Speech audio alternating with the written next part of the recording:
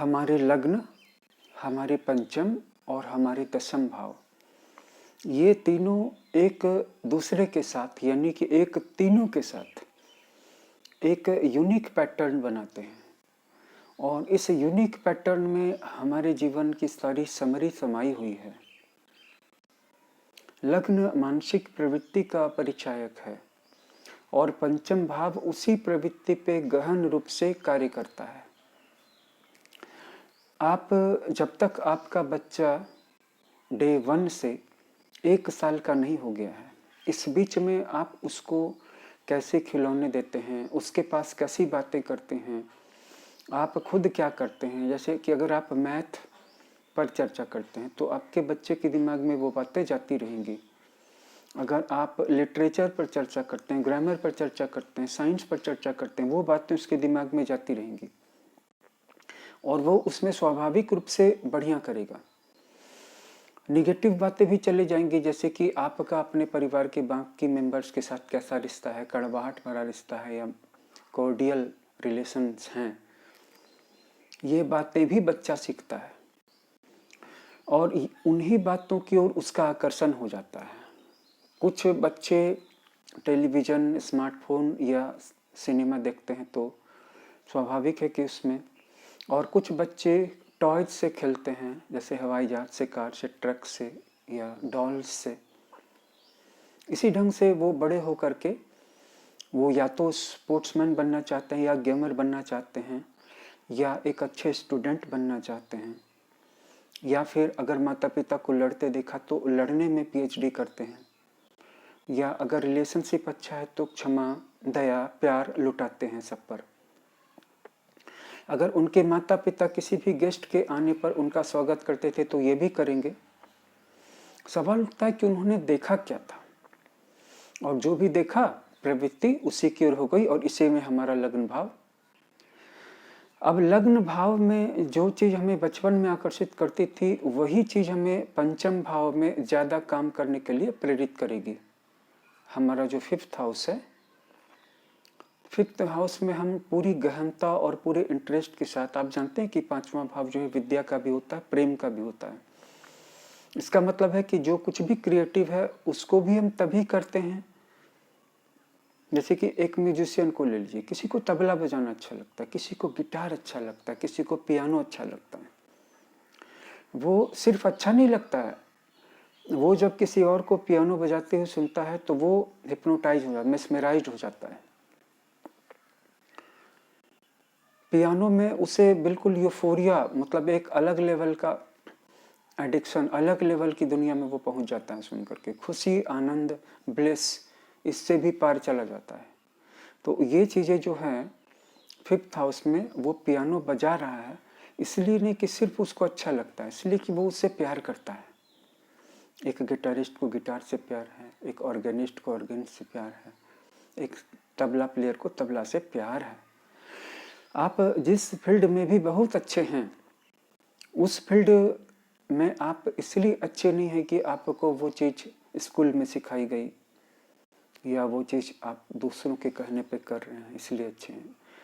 जीवन में जितनी भी सारी चीज़ें, उनमें से कुछ में हमारी जिज्ञासा है, क्यूरियोसिटी है, कुछ में इंटरेस्ट है, कुछ से लव है। और जिस क्षेत्र से हमें प्यार है, जिस क्षेत्र में भी, जिस क्षेत्र से भी, उसका संबंध हमारे पंचम भाव से, और उस फील्ड से जुड़ा हुआ कोई भी काम करेंगे।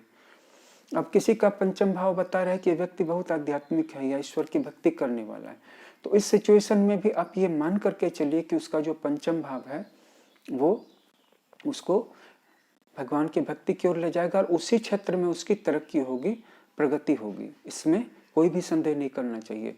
उसी से उसकी भौतिक प्रगति भी होगी ही होगी।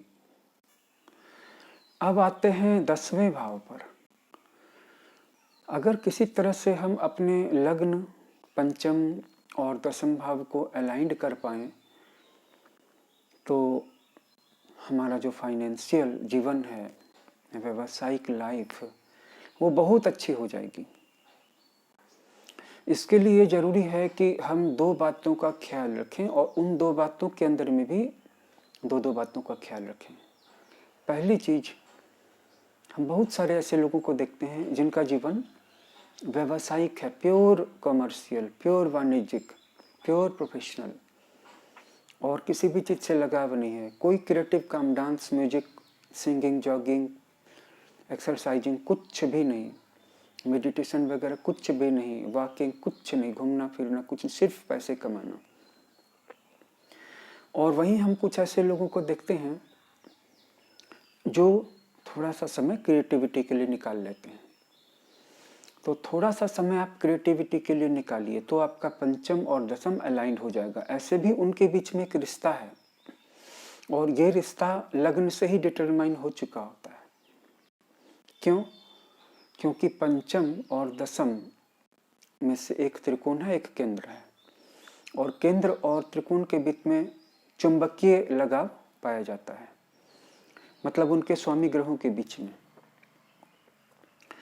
अब सवाल उठता है कि आप कोई भी ऐसा काम करें, जैसे मैंने कहा गिटार है, पियानो है, पेंटिंग है, बागवानी है, घूमना है, फिरना है, लिखना है, पढ़ना है, जिसमें आप कुछ क्रिएट करें।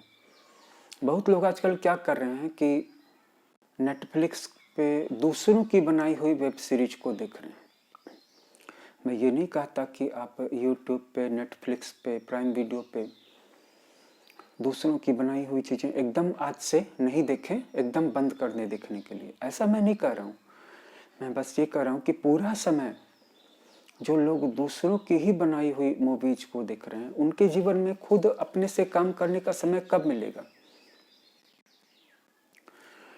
कुछ खुद भी क्रिएट करें, और जो क्रिएट कर रहे हैं उसके दो पार्ट्स होने चाहिए। पहली चीज, उसका 50% व्यावसायिक लाभ से जोड़ दें, चाहे कोई उसको बाई करे या ना करे, और उसका जो 50% है ऐसा रखें जो कि पैसे कमाने के लिए नहीं करें, बस निस्वार्थ भाव से करें, क्रिएटिविटी के लिए करें, उसमें अपने स्किल को टॉप पर ले जाएं, अपनी स्किल को हाइट पर ले जाएं, चरम सीमा पर ले जाएं। दूसरी बात कि आप कोई भी काम कर रहे हैं तो उससे संबंधित सेवाओं के लिए किसी से पैसे मांगने में हिचकिचाना नहीं है। हर एक व्यक्ति, एक भी व्यक्ति ऐसा नहीं है जो अगर कि नहीं कमाएगा तो उसका चल जाएगा।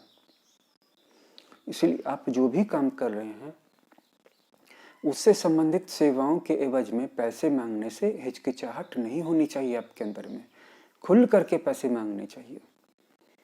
हाँ, इतना जरूर है कि आपको पैसे मिलेंगे आपकी क्वालिटी के आधार पे, आपकी मेहनत के आधार पे, आपकी ऑनेस्टी के आधार पे, या फिर आपके प्रोडक्ट्स के आधार पे, आपकी सर्विसेज के आधार पे। तो ये सारी चीज़ें आपको बताती हैं कि 50% आपका व्यावसायिक होना चाहिए क्रिएशन, और 50% नॉन प्रॉफिट होना चाहिए, सिर्फ इसलिए कि उस क्षेत्र में आप अपने दिमाग को, दिल को, ब्रेन को पूरा डुबा दें, अपने आप को खो सके, भुला सके। कोई ऐसी क्रिएटिव चीज़, जैसे खाली समय में बैठ करके पियानो पे कोई फ्रेज निकालना है, नया फ्रेज।